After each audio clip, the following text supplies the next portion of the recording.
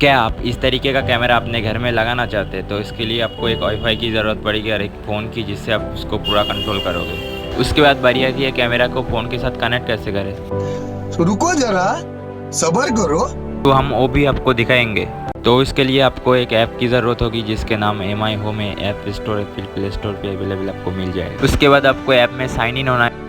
Sign in करने के बाद आपको प्लस आइकन पर क्लिक करना है, ऐड डिवाइस पर क्लिक करना है, उसके बाद स्कैनर पर क्लिक करना है। उसके बाद आपको वाईफाई सिलेक्ट करना है, जिस वाईफाई को आप सिलेक्ट करना चाहते हैं। सिलेक्ट करने के बाद वाईफाई की पासवर्ड डाल देना है। पासवर्ड डालने के बाद आपको नेक्स्ट करना है। नेक्स्ट करने के बाद आपको एक स्कैन आएगा, उसको कैमरा के सामने रखना है। कैमरा के सामने रखना है। उसके बाद जैसे स्कैन हो जाएगा, नेक्स्ट पर क्लिक करना है। थोड़ा सा लोडिंग लेगा, उसके बाद आपको वाईफाई कनेक्ट हो जाएगा। अगर वीडियो अच्छी लगी तो लाइक कर देना और चैनल को सब्सक्राइब कर देना।